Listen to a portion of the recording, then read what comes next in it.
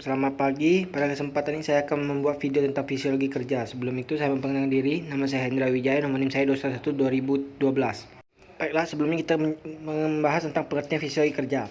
Fisiologi kerja ini merupakan suatu ilmu yang mempelajari informasi mengenai seberapa besar aktivitas sistem tubuh seperti siklus darah, pernapasan, pencernaan, aktivitas muskuloskeletal dapat bertahan tanpa mengalami kerja berlebihan, mengalami kelelahan.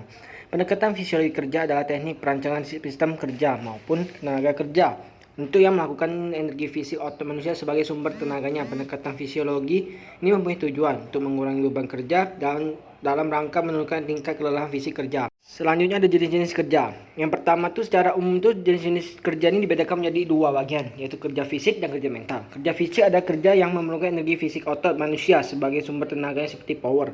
Kerja fisik ini akan mengakibatkan perubahan fungsi pada alat tubuh, jantung deteksi melalui konsumsi oksigen, denyut jantung, peredaran udara paru-paru, temperatur tubuh, konsentrasi asam laktat dalam darah, komposisi kimia dalam darah, air seni, tingkat penguapannya. Sedangkan kerja mental adalah kerja yang melibatkan proses berpikir dan otak kita. Pekerjaan ini akan mengakibatkan kelelahan mental bila bekerja tersebut dalam kondisi yang lama, bukan diakibatkan oleh aktivitas fisik yang secara langsung melainkan dari kerja otak kita. Lalu selanjutnya ada mekanisme yang terjadinya energi untuk kerja. Agar otot dapat berkontraksi melakukan kerjaan, diperlukan adanya energi secara konseptual. Energi diperlukan dari zat gizi yang berasal dari makanan dan tubuh. Untuk memahami proses ini, perlu dengan fungsi dengan produktivitas di dalam tubuh, yaitu sistem pernapasan dan sistem kardiovaskuler.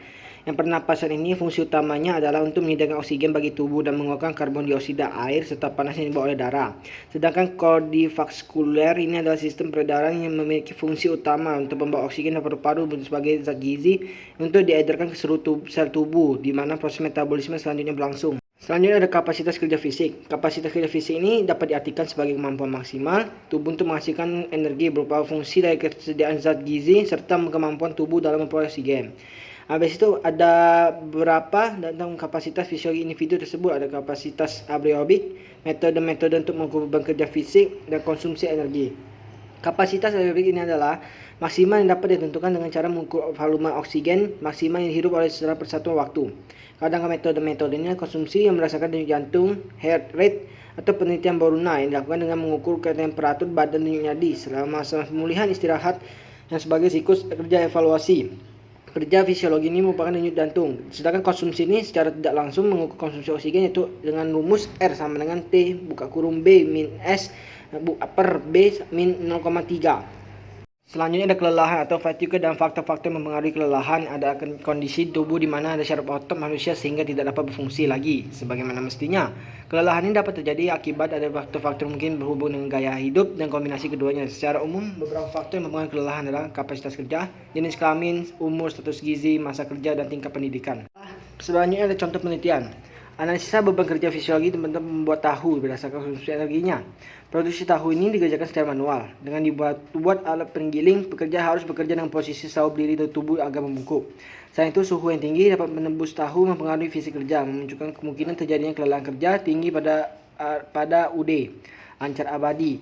Yang kondisi lingkungan dan lantai berupa tanah, beberapa bagian akibat genangan air sehingga pembakaran pengumpal sehingga permukaan lantai menjadi kasar dan tidak rata. Selain itu dapat bau dari bahan baku, suhu yang panas, kurangnya ventilasi dapat mengganggu kenyamanan pekerja saat melakukan kegiatan produksi tahu. Tujuan penelitian yang saya ambil ini adalah untuk sebagai menganalisis beban kerja pekerja di PT UD Lancar Abadi berdasarkan faktor fisiologi. Pengukuran kerja fisik dilakukan dengan mengukur konsumsi energi yang berupa faktor utama dan tolak ukur sebagai penentu berat ringannya suatu beban kerja tersebut. Dengan metode penelitian ini saya ambil penelitian ini fokus untuk mengukur kerja otot yang berhubungan dengan nadi, pengumpulan data dengan kuesioner atau Nodibeb, ada evaluasi beban kerja yang dilakukan dengan fisiologi berdasarkan denyut nadi dan bentuk kebutuhan energi.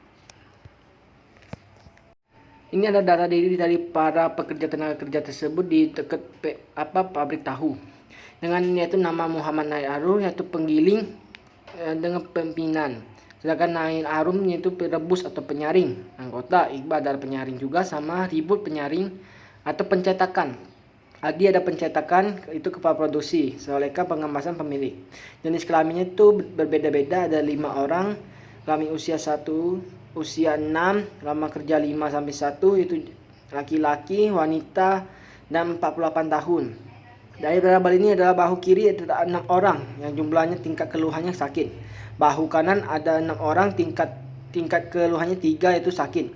Lengan kiri yang biasa sakit juga sampai ke tahap kanan yaitu cukup sakit. Ini ada konsumsi energi. Perhitungan tingkat beban kerja berdasarkan konsumsi energi dilakukan dengan cara perhitungan yaitu VO2 dengan heat rate atau HRR. Pengukuran denyut nadi dilakukan dengan pada titik tertentu yaitu beberapa menit sebelum bekerja, 30 menit setelah mulai kerja, 30 menit sebelum bekerja, selesai dan 30 menit setelah bekerja.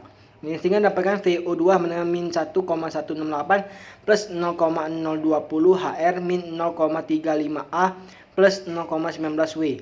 Dengan denyut jantung maksimum dipercaya melakukan usia dapat dinyatakan sebagai MASR atau 220 dikurang umur dengan 260 dikurang 0,62 kali umur atau 160 dikurang 0,62 kali umur min 25. Sehingga hasil perhitungan adalah Muhammad Anim sebagai pengiling itu mendapat 0,815 per liter dengan konsumsi energinya 2,59, sedangkan Arul penyaring itu 1,111 liter per menit dan konsumsinya 5,55. Sedangkan Iqbal itu penyaring 2,306 11,53. Sedangkan Ribut itu ada penyaring yang percetakan 1,96 liter per menit sama dengan 9,8 konsumsi energinya. Sedangkan Adil penyaring yang percetakan 0,858 itu liter per menit VO2-nya dan konsumsi energi akalnya ada 4,29. Habis itu nama Muhammad Naim Pegiling itu HR-nya 173. Dengan HR persennya 14,41, keterangannya agak berat.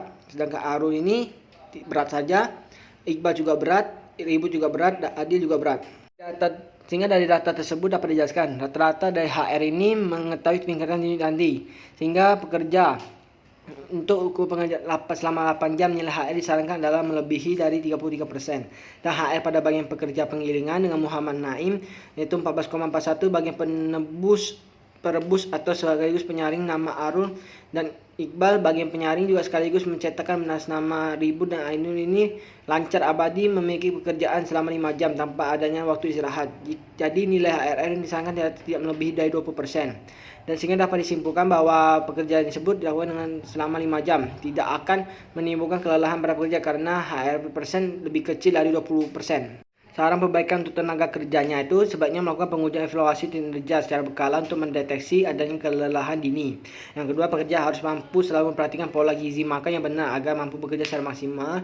Yang ketiga, mengatur waktu istirahat tidur malam dan memulihkan kembali kepada bagian tubuh yang merasa sakit. Habis itu olahraga secara teratur dan konsultasi pada dokter untuk tetap menjaga kondisi tubuh. Yang kelima, relaksasi ketika terlalu lama berdiri dan dapat memicu kelelahan bekerja. Yang keenam, sempatkan sedikit waktu untuk bercanda dan tertawa dengan teman-teman untuk menghindari stres dan untuk membuat bosan. Saran perbaikan untuk fasilitasnya sebaiknya pengaturan peletakan fasilitas pegiling di tempat yang merebus sehingga semakin memudahkan mengangkat benda itu ada ketinggian memungkinkan menggunakan ruang hampa dan gudang meletakkan mesin-mesin bantu mengiring agar dapat kebisingan mesin kurang.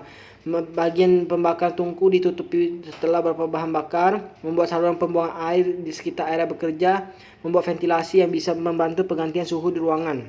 Sekian dari hasil video saya ucapkan terima kasih.